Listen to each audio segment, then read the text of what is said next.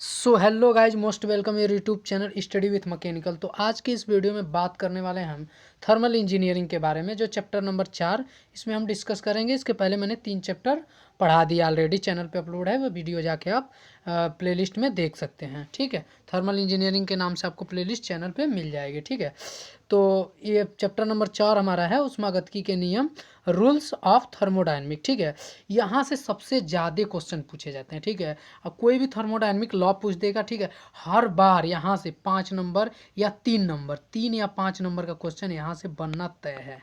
ठीक है, आएगा ही, हर साल आता है। ठीक है, 3 या 5 नंबर का। ठीक है, आएगा ही। ठीक है, तो इस पर आप लोग ध्यान दीजिए, इसमें ज़्यादा डिफिनीसन ही पूछा जाएगा। ठीक है, पहले हम जाने जीरोथ लॉ। ठीक है, शून्यवां नियम, जब कोई दो निकाय किसी तीसरे निकाय के साथ तापीय साम्य में हो तो दोनों निकाय आपस में तापीय साम्य में होंगे। ठीक है, जब कोई भी दो निकाय हो, ठीक है, सिस्टम हो, ठीक है, किसी तीसरे निकाय के साथ तापीय साम्य में हो तो दोनों निकाय आपस में तापीय साम्य में होंगे। देखिए, मान लीजिए ये आपका कोई हो गया पिंड, निकाय ए हो गया, ये बी हो गया। ठीक है, कह रहा है दूसरा कोई दो निकाय हो, ठीक है, और वो क्या है, तापीय साम्य में हो, और तीसरे निकाय किसी तीसरे निकाय के साथ तापीय साम्य में हो तो, ठीक है, दोनों निकाय, जैसे मान लीजिए ये है, ठीक, ये अगर ये दोनों तापीय साम्य में हो और इनके संपर्क में ये आ जाए तीसरा, ठीक है, तो ये अलग अलग दोनों आपस में ये भी तापीय साम्य में होंगे। ठीक है, यही जीरोथ लॉ कहता है। ठीक है, कि जब कोई दो निकाय किसी तीसरे निकाय के तापीय साम्य में हो, ठीक, इसके तापीय साम्य में हो तो दोनों निकाय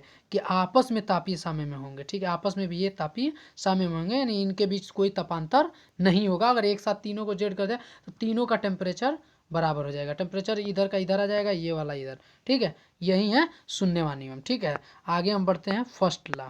ठीक है, उष्मागतिकी का प्रथम नियम, फर्स्ट लॉ ऑफ थर्मोडायनेमिक। इस नियम के अनुसार किसी निकाय की दी जाने वाली उष्मा निकाय के आंतरिक ऊर्जा में वृद्धि तथा उसके द्वारा किए गए कार्य में व्यय हो जाती है, अर्थात D Q is equal to D U plus D W. ठीक है, ये नियम क्या कहता है कि हम जो किसी भी, ठीक है, निकाय को जब हम उष्मा देते हैं तो पहले वो अपने आंतरिक ऊर्जा में वृद्धि करता है। ठीक है, उसके बाद वह कार्य करता है। ठीक है, जो बचता है ऊर्जा उसका करता है। डी क्यू क्या है, कुल दी गई एनर्जी है, ये डी क्यू कुल दी गई एनर्जी है। ठीक है, और डी यू हमारा है आंतरिक ऊर्जा में परिवर्तन, और डी डब्ल्यू हमारा है कुल किया गया कार्य। ठीक है, इसे आप दैनिक जीवन में कैसे देखते हैं, मान लीजिए आप खाना बनाते हैं तो एक तवा होता है। ठीक, तवा पे जो भी हम टेम्परेचर शुरू में देते हैं तो वो तुरंत टेम्परेचर नहीं हो, ऐसा नहीं तुरंत रोटी बनने लगेगा।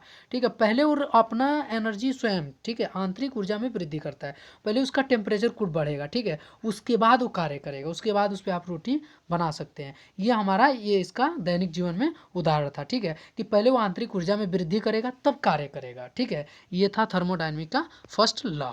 ठीक है, आगे बढ़ते हैं हम सेकंड लॉ। प्रथम नियम को ऊर्जा संरक्षण का नियम भी कहा जाता है, क्योंकि उसमें देखिए ऊर्जा जो दी जा रही है वो तो एक आंतरिक ऊर्जा में और एक कार्य के रूप में, लेकिन क्या रह रही है, संरक्षित रह रही है, कंजर्व रह रही है। ठीक है, तो ये है प्रथम नियम। ठीक है, ये प्रथम नियम जो होता है ऊर्जा संरक्षण का नियम भी कहा जाता है, एनर्जी कंजर्वेशन लॉ भी कहा जाता है। ठीक है, उष्मागतिकी का द्वितीय नियम। ठीक है, second law of thermodynamics. Second law of thermodynamic क्या है, इस नियम के अनुसार ऊर्जा एवं कार्य एक दूसरे के समानुपाती होते हैं।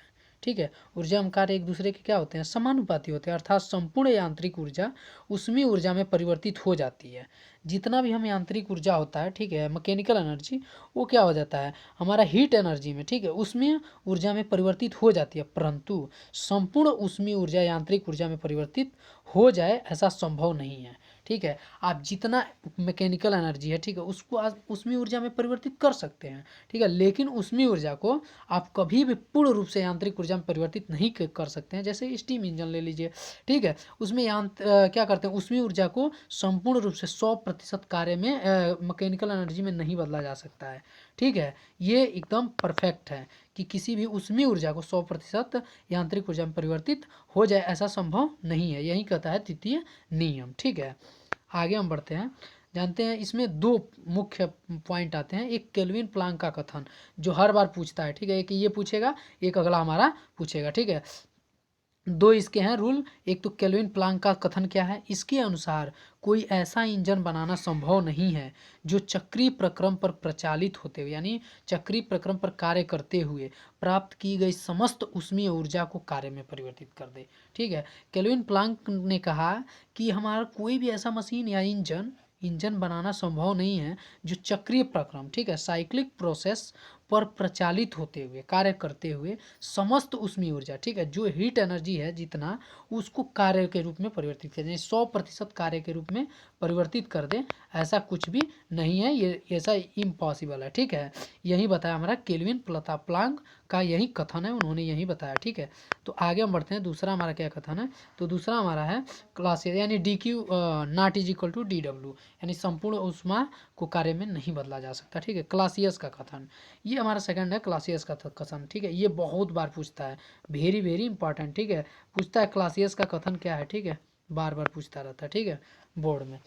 इसके अनुसार ऊष्मा स्वतः किसी ठंडी वस्तु से गर्म वस्तु की ओर प्रवाहित नहीं हो सकती जब तक कि किसी बाह्य युक्ति का प्रयोग न किया जाए। ठीक है, क्लासियस ने कहा कि कोई भी ऊष्मा है, ठीक है, ऊष्मा स्वतः किसी ठंडी वस्तु से, ठीक है, मान लीजिए बर्फ़ से निकल कर वो क्या हो, टेम्परेचर हाई टेम्परेचर कोई हो, लोहा गर्म हो, उसकी ओर प्रवाहित नहीं हो सकती। किसी ठंडी वस्तु से गर्म की ओर वस्तु की ओर प्रवाहित नहीं हो सकती जब तक कि किसी बाह्य युक्ति का प्रयोग न किया जाए। ठीक है, और बाह्य युक्ति का प्रयोग हम लोग देखते हैं रेफ्रिजरेटर में। यही क्लासेस का मान लीजिए यहाँ पे हम समझा दें कि रेफ्रिजरेटर में हमारा क्या लगता है, हीट पंप। ठीक है, वो क्या करता है कि जो हमारा ऊष्मीय ऊर्जा होता है, वो ये होता है इसमें का हीट, ठीक है, जो हमारी इसमें की ऊष्मा होती है उसे बाहर करता है। ठीक है, तो ये क्या है, इस यहाँ तो मिनिमम है। ठीक है, यही तो कह रहा है कि किसी ठंडी वस्तु, यहाँ तो ठंडा है, फिर भी ये गर्म की वस्तु की तरफ, यानी निम्न ऊष्मा से उच्च ऊष्मा की तरफ प्रवाहित कर देता है। ठीक है, ये हमारा हीट पंप काम करता है। ठीक है, और ऐसा करना संभव नहीं है जब तक बाह्य युक्ति न लगाया जाए, यही क्लासियस ने कहा था। ठीक है, तो हम आगे बढ़ते हैं। अगला हमारा टॉपिक जो है वो है एंट्रोपी। ठीक है, बहुत बार पूछता है, ये भी बहुत बार पूछता है, वेरी वेरी इंपॉर्टेंट। ठीक है, एंट्रोपी क्या है। ठीक है, एंट्रोपी के बारे में हम जानेंगे। वह गुणधर्म जो यह दर्शाता है कि ऊष्मा का कितना प्रतिशत भाग कार्य में परिवर्तित हुआ है। ठीक है, कोई भी मतलब वह इसका वह गुणधर्म है। ठीक है, किसी मान लीजिए कोई भी पदार्थ है, उसका यह गुणधर्म कि ऊष्मा का कितना प्रतिशत भाग कार्य में परिवर्तित हुआ है, एंट्रोपी कहलाता है। ठीक है, कितना प्रतिशत भाग जो है ऊष्मा का कार्य में परिवर्तित हो रहा है, ये जो ये दिखाता है वही एंट्रोपी है। इसे यश से निरूपित करते हैं। यह तथा यह बिंदु फलन होता है, यह एक बिंदु फलन है। यह हमेशा किन्हीं दो बिंदुओं के मध्य निकाला जाता है। D S is equal to D Q upon T. ठीक है, हम जानते हैं कि फर्स्ट जो टी डी एस हमारा समीकरण है वो होता है D S is equal to D Q upon D T, और D Q is equal to आप जानते हैं D U plus D W. अब ये क्या है, ऊष्मागतिकी का प्रथम नियम है कि दिया गया ऊष्मा वो आंतरिक ऊर्जा और कार्य में परिवर्तित करता है, किसी निकाय को दिए जाने वाला ऊष्मा। तो हमारा डी क्यू की जगह जब ये मान रख देंगे हम, तो आ जाएगा डी, ये इधर चला जाएगा। देखिए, एक मिनट रुक जाइए, ये आपका मान लीजिए, ये आपका डी क्यू की जगह पे आपने मान रखा। ठीक है, यहाँ पे आपने मान रख दिया डी क्यू का ये। ठीक है, तो ये तो रहेगा ही, और ये चला जाएगा इधर। ठीक है, तो हमारा टी ये हो जाएगा T D S is equal to D U plus D W. ठीक है, ये हो जाएगा। ठीक है, तो हम इधर ट्रांसफर करके ये चीज़ें निकालते हैं। T D S is equal to D U plus P D भी। ठीक है, हम आगे बढ़ते हैं। पीपीएम बहुत इंपॉर्टेंट है, हर बार पूछता है पीपीएम क्या है। ठीक है, इसका फुल फॉर्म होता है प्रिचुअल गति मशीन, पीपीएम फर्स्ट। ठीक है, पीपीएम फर्स्ट के बारे में जानेंगे। ऐसा कोई मशीन बनाना असंभव है जो बिना किसी ऊर्जा अवशोषण के लगातार कार्य उत्पन्न कर सके। भाई साहब, ऐसा कोई भी यूनिवर्स में मशीन है भी नहीं। ठीक है, ऐसा कोई भी मशीन बनाना असंभव है। ठीक है, जो बिना उस ऊर्जा के अवशोषण के लगातार कार्य उत्पन्न करे। कोई भी मशीन है ऊर्जा अवशोषण करती है तभी कार्य करती है। ऐसा कोई भी मशीन बनाना संभव नहीं है जो लगातार कार्य हमें करे, कोई ऊर्जा अवशोषण न करे। ठीक है, यदि ऐसा मशीन बनाना संभव हो तो यह ऊष्मागतिकी के प्रथम नियम के विपरीत है, क्योंकि वो कहता है कि आंतरिक ऊर्जा में परिवर्तित करेगा फिर कार्य करेगा, आंतरिक ऊर्जा में परिवर्तन करेगा फिर कार्य करेगा। ठीक है, ये हमारा पीपीएम फर्स्ट है, प्रिचुअल गति मशीन। सेकंड देख लीजिए, डायग्राम देख लीजिएगा। ठीक है, हम बड़ा आगे पढ़ते हैं। पीपीएम सेकंड, द्वितीय श्रेणी की प्रीपिचुअल गति मशीन। ठीक है, ऊष्मागतिकी के द्वितीय नियम के अनुसार कोई ऐसा इंजन बनाना संभव नहीं है जो 100% आउटपुट प्रदान करे, यानी 100% कार्य प्रदान करे किसी दिए गए इनपुट पर। ठीक है, ऐसा मशीन जो ऊष्मागतिकी के द्वितीय नियम का विरोध करे द्वितीय श्रेणी परपेचुअल गति मशीन कहलाती है। ठीक है, यानी पीपीएम सेकंड कहलाती है। ठीक है, ऐसी मशीन जो किसी ऊष्मा भंडारण से, ठीक है, कोई भी ऊष्मा भंडारण को किसी ऊष्मा भंडारण से ऊष्मा को अवशोषित कर उसे 100% कार्य में परिवर्तित कर दे। ठीक है, ऐसा कोई भी मशीन जो ऊष्मा भंडारण से, ठीक है, ऊष्मा सोर्स से, हीट सोर्स से ऊष्मा को अवशोषित करके उसे 100% कार्य में परिवर्तित कर दे द्वितीय श्रेणी की परपेचुअल गति मशीन कहलाती है। ठीक है, ऊष्मा भंडारण। ठीक है, हम जानेंगे हीट रिसीवर क्या होता है, अभी हमने पढ़ा है, जाना है कि ऊष्मा भंडारण का भी हमने वर्ड यूज़ किया है, तो आखिर ये होता क्या है। ठीक है, हीट रिसीवर क्या होता है, एक ऐसा निकाय जिसमें ऊष्मा की एक निश्चित मात्रा के अंतरण के बाद ऊष्मा देने या लेने, ठीक है, उस लेने के बाद, लेने या देने भी तापमान नगण्य हो ऊष्मा भंडारण कहलाता है। यानी एक ऐसा निकाय जिसमें ऊष्मा की एक निश्चित मात्रा के अंतरण के बाद भी तापमान नगण्य हो ऊष्मा भंडारण कहलाता है। यानी आप ऊष्मा दें या ले थोड़ा बहुत, ठीक है, निश्चित मात्रा, तो उसके तापमान में, टेम्परेचर में कोई भी फर्क न पड़े, और ये एक बहुत बड़ा भंडार होगा तभी ऐसा होगा। कहते हैं ना कि पानी कुआं से एक लोटा पानी निकालने से या एक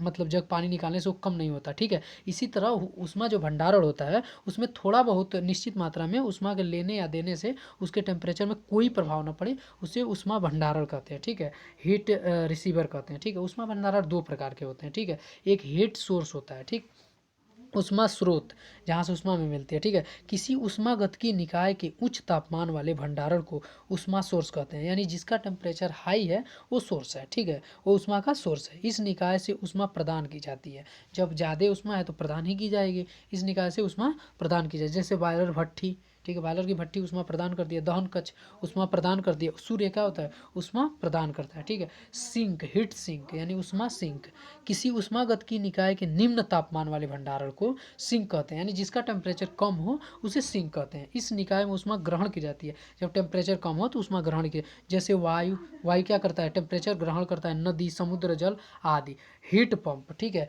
ऊष्मा पंप, ठीक है, ये बहुत इंपॉर्टेंट है थर्मल में। ठीक है, आगे हम आरएसी में भी पढ़ेंगे, रेफ्रिजरेटर में ऊष्मा पंप, रेफ्रिजरेटर ऊष्मा पंप पर ही मेन रूप से आधारित है। ठीक है, ऊष्मा पंप का ही मेन उसमें कार्य है। ठीक है, ऐसा ऊष्मागतिकीय निकाय जो चक्रीय प्रक्रम पर, ठीक है, साइक्लिक प्रोसेस पर प्रचालित होते हुए, यानी चलते हुए निम्न तापमान वाली, अभी हमने बताया है हीट पंप के बारे में, निम्न यानी लो टेम्परेचर से निम्न तापमान वाली भंडारण से ऊष्मा निकालकर उच्च तापमान वाली भंडारण को प्रवाहित करें, वही क्या है, हीट पंप है। देखिए ये हमने फिगर में दिखाया है। ठीक है, ये मान लीजिए टेम्परेचर यहाँ ज़्यादा है, ठीक है, यहाँ ज़्यादा है, T2 ज़्यादा है, T1 कम है, यहाँ से ये ऊष्मा निकाल के ये हीट पंप है और दे रहा है कम वाले को, यही तो रेफ्रिजरेटर में होता है। ठीक है, ये हमारा हो जाएगा। ठीक है, इसके बारे में COP के बारे में पूछता है कि हीट पंप का COP।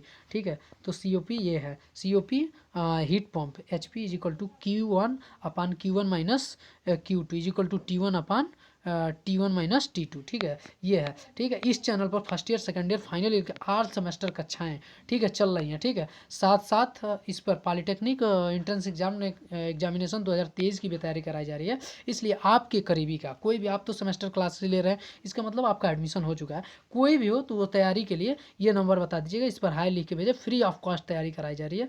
72 35, ठीक है, 88 78, ठीक है, और 71, ठीक है, 71, ये 72 35 88, इस पर हाई लिखे, ये सिर्फ इसलिए ग्रुप में जोड़ने के लिए। ठीक है, ताकि वो लोग तैयारी करें, लाइव क्लासेस चलेगी उसके लिए ये ग्रुप है। ठीक है, बाकी तब तक के लिए थैंक यू, धन्यवाद, ऑल ऑफ यू। और चैनल सब्सक्राइब करिए, अधिक से अधिक दोस्तों में शेयर करिए, लाइक करिए, प्यारा सा कमेंट करिए। ठीक है, अधिक से अधिक इस चैनल पर फर्स्ट ईयर सेकंड ईयर सभी कक्षाएं चल रही हैं, तो दोस्तों इसे प्यार करिए। ठीक है, चैनल को प्यार करिए और सपोर्ट करिए। ठीक है, थैंक यू, धन्यवाद, ऑल ऑफ यू, धन्यवाद।